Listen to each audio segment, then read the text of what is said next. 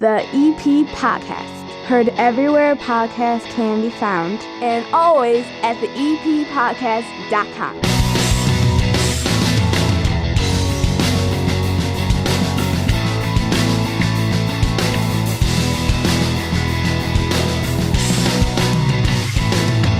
And welcome into the EP Podcast. My name is Chris Lanuti. Sit back and relax. 30 minutes of good in a world of dumb, all about Evergreen Park and the surrounding area awaits you. Rich Daniels from Rich Daniels and the City Lights Orchestra is going to be on this program. Big concert coming up this weekend. The Evergreen Park High School Madrigals are down here, and we're going to sit down with John Brand of Open Outcry and have a beer that's kind of like a wine. It's all brought to you by the First National Bank of Evergreen Park. With all the chances you have to donate or give gifts during the holiday, it can also be a good time to teach your kids about money. You can help them see the importance of saving money to use for this time of year with a Junior Savers account from the First National Bank of Evergreen Park. With a Junior Savers account, children earn interest on every dollar they deposit so they can watch their money grow. Show your kids how rewarding saving can be during the holidays or any time of the year. Learn more. Visit bankevergreenpark.com/juniorsavers/EP. No minimum required to open. Member FDIC. On December 5 and 20, foom, foom, foom. On December 5 and 20, foom, foom, foom. Oh, a child was born this night, so rosy white, so rosy white. Son of Mary, Virgin, holy, in a stable, mean and lowly, foom, foom, foom.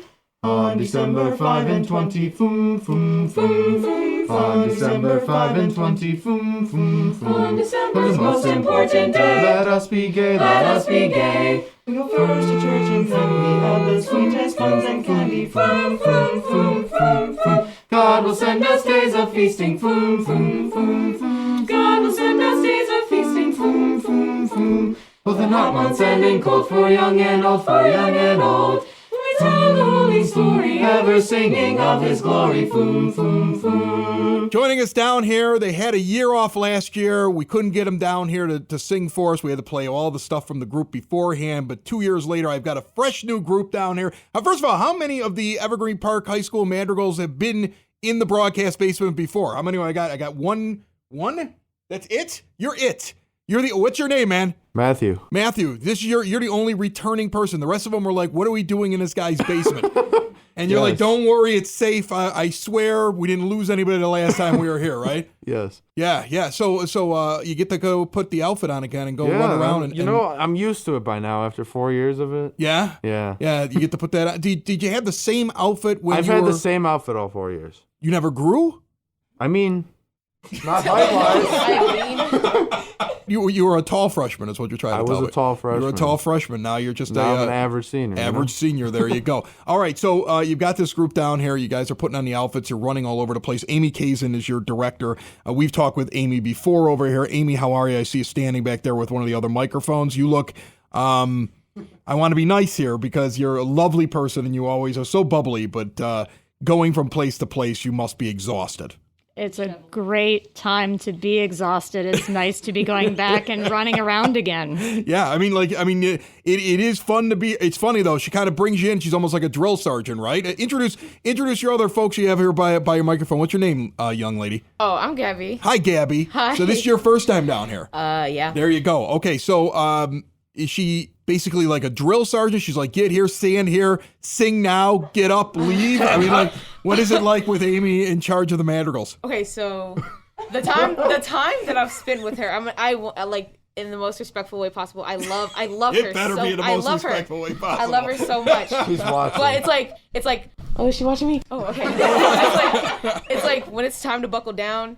Right. You better be scared. Yeah. No, I'm not gonna say terrified, but so you better be ready. Yeah. At least I know. I'm like, okay, I can't talk right now. I can't do this. I can't do that. You better be ready to buckle down because we're gonna get some stuff done. But overall, she's like the sweetest person in the world. That is, you know what? That is the sign of a good director, though. You know, I was in the Brother Rice band back in the 90s, way back in the other century before this one. That's how old I am. Okay, so I was in the Brother Rice band, and I had a great band director by the name of Leo Henning. Mr. Henning, that was well known all over the South Side back then, and he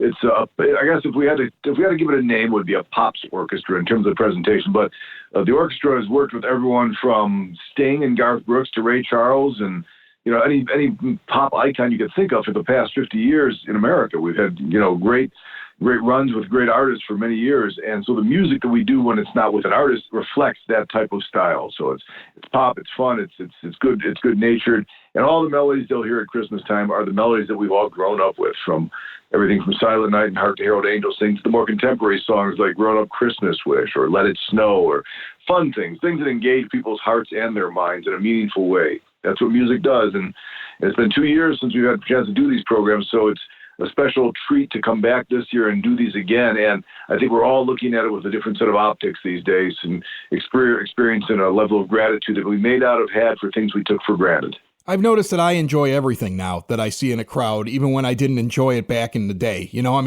Before the whole pandemic, I used to get frustrated watching these plays they'd put on with my kids, or when like the little kids would come out and sing songs and none of them were singing, they were shuffling their feet. And I've got 3 kids, Reg. My oldest is in high school. My youngest is only 6 years old. He's in the 1st grade. And this year when I went and saw him perform, and when I saw my daughter's winter band concert, I was more excited about it. I enjoyed it. I kind of brought it in more and appreciated the fact that I was able to sit down and watch a performance, and kind of fell in love with watching those things all over again, even though I had gotten tired of them over the years. Do you feel like your crowd is energized more when you're performing? Are they clapping a little louder?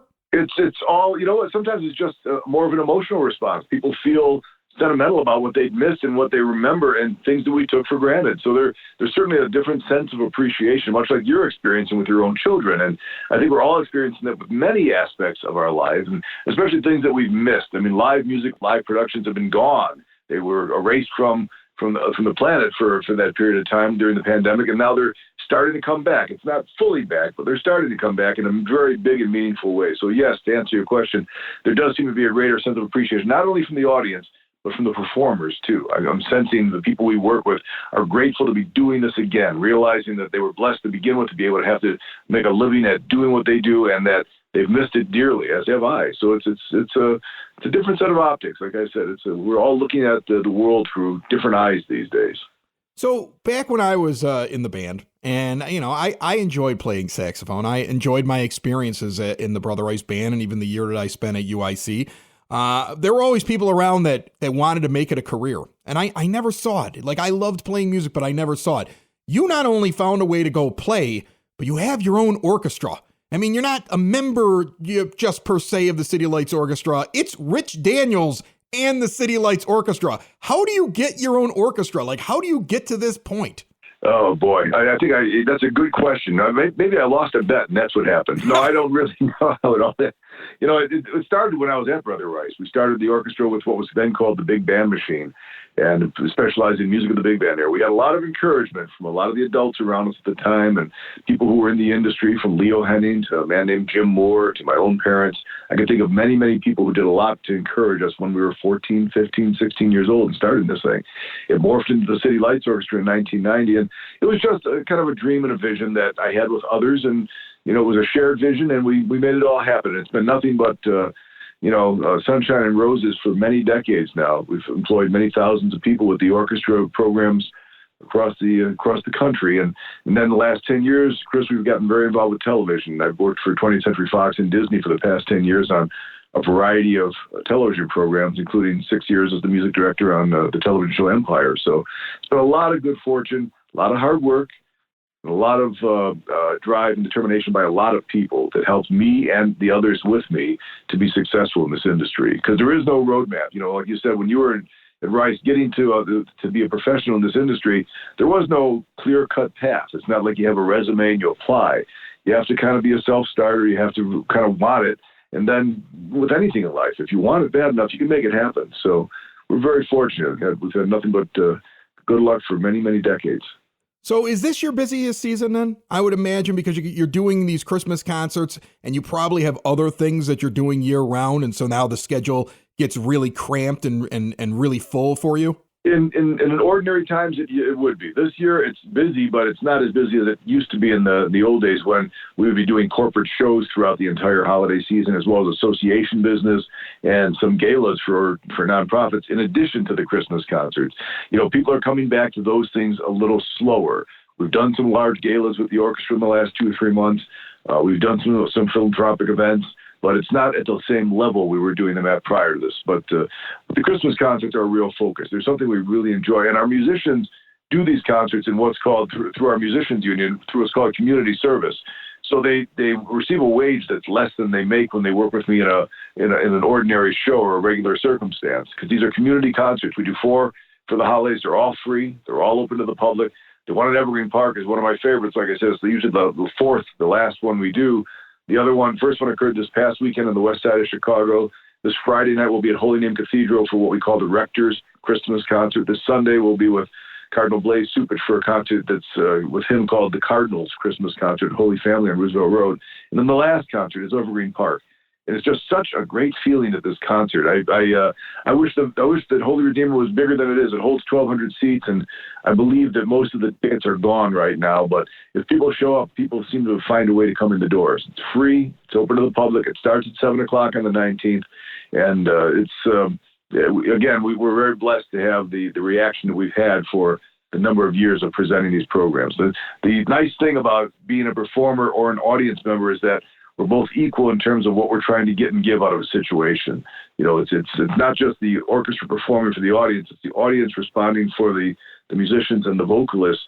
And there's that chemistry that's formed, or not, in the best times, in the best circumstances. And, these concerts have been very special, and we missed them dearly last year. That's why this year we're so looking forward to bringing them back. Well, remember, everybody, 3450 West 97th Street, where the community center is, that's where you pick up your passes in advance for the concert on Sunday, the 19th.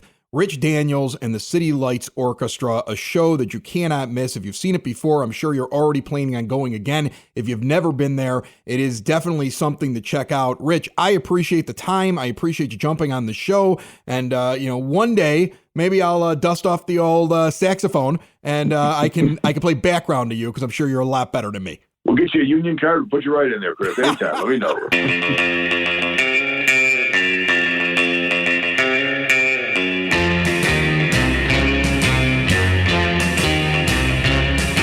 It is now time for your EP podcast Word on the Street, brought to you by Dreamers Towing. You never know when you're going to need a tow. Go local, call Tony. Put this phone number in your phone right now. Have it ready, 773-410-4549. Remember, they also will buy your junk car. The ice rink is open at EPCHS Field. Open skate for kids, $5 to $6. That's resident or non-resident. Adults, add $1 to that. Hockey, $7 for residents, $8 for non-residents. And adults, again, add $1 to that. Skate rental is available. All of the different times for the ice. Check it all out at evergreenpark-ill.com. Grinders Training Academy in Evergreen Park Business, located at 102nd and Kedzie, wants to remind you about a catcher's boot camp coming up on January 22nd. There's an advanced class and a beginner intermediate class. It costs $50 and the max is 20 girls per session. There is also a Polygirl Fast Pitch Clinic January 21st and 22nd. To reserve your spot now for either of these programs, text or call 773-569-7487 or visit Grinders, that's Grinders with a Z, grindersacademy.com. If you're like me and the Christmas lights that you put up are now falling apart on you and you're running out, you're buying new ones, don't throw those lights away. You can have them recycled over at the Village Hall and Community Center. Waste Management has provided the Village with recycling boxes. You can go to the Village Hall at 9418 South Kedzie or the Community Center at 3450 West 97th Street and recycle those Christmas lights. And don't forget, at the Community Center, Thursday, January 13th from 6 to 9 p.m., an adult wine and sip paint night. All painting supplies, wine, beer, and light appetizers included, $35 per person. Cost $708-229-3373 for more information, or just stop by the rec department. That's your EP Word on the Street, found anywhere podcasts can be found, and always at theeppodcast.com. And folks, before I continue this podcast, I want to tell you a little bit about my friend, Larry Liebforth. Larry was born and raised right here in Evergreen Park and has been in business for almost 30 years. I continuously see him volunteering his time with local sports associations, helping out the kids, helping raise money for charity. And what you need to know is that Larry is there in case you need some help as well. For nearly 30 years, the law offices of Lawrence G. Liebforth have been handling every kind of law you can think of, from personal injury cases to real estate dealings, if you need a will drawn up, or representation in a criminal case. It's good to know you have local representation available, rooted in the community, with decades of experience. Located over at 4001 West 95th Street in Suite 200. Give him a call for any of your legal needs. 708-499-6300. The law offices of Lawrence G. Liebforth, here to help you.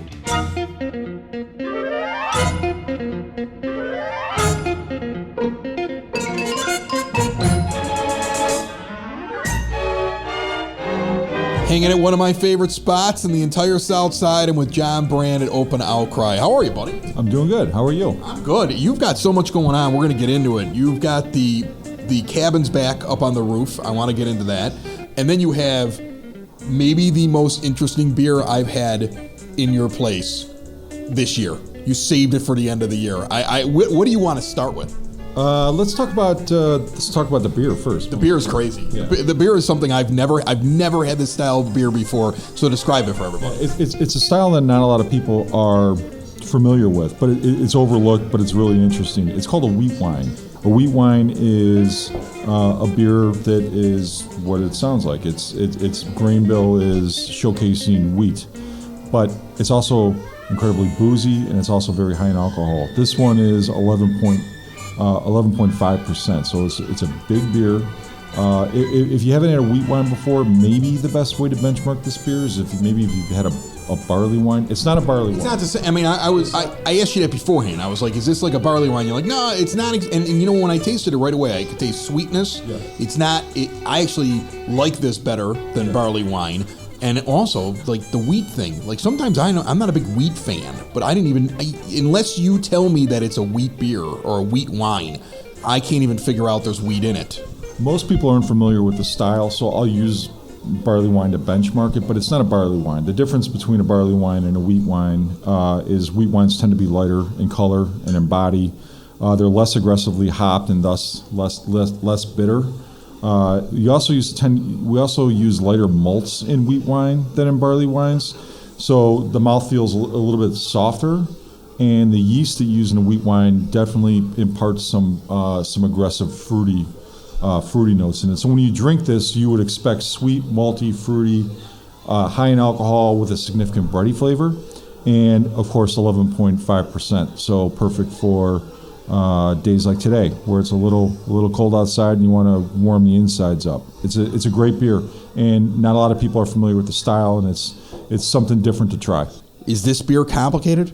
Because to me, it's complex. It's something I have never tried before, so I assume that Will Turner, your brewer, this was a difficult one, or this took a long time. What is this like compared to like making another beer? Just like everything Will makes, that's 30 years of brewing experience to construct something like that. By the way, it's the first wheat wine he's brewed here, so that is with very little R&D, him leveraging 30 years of experience to put together a really complex beer and to make it well on the first time. It's just impressive what he does back there. Is that a harder beer to brew than most? Well, when you're dealing with a high alcohol beer, any high alcohol beer, and you're managing yeast and wrangling yeast and trying to get yeast to do a certain thing, it does require a lot of skill and experience, and clearly Will's able to do that. When you drink that beer, you see it.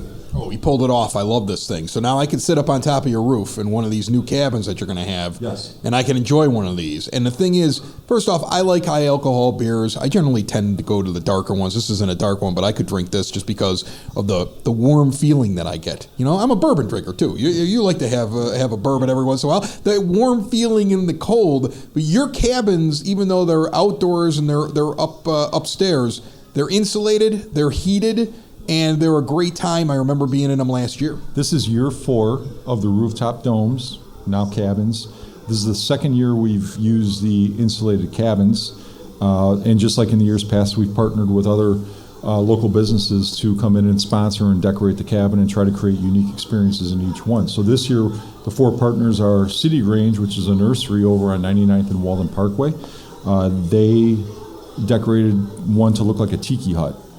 Another partner was the Special Olympics. They decorated a cabin to look like an igloo to promote the polar plunge that they do every year in December or January. Yeah, exactly. Another one is another cabin was decorated by a company called Windy City Wishes. They hold princess parties for. So there's a princess cabin. Well, it's a storybook cottage. We'll probably direct the families to come in. Princess cabin. Yeah, it's a princess cabin. Yeah, this is great. Now this is for any dad out there that's got a little girl that wants to have a party, and you're like, baby, I'm going to get you a princess cabin.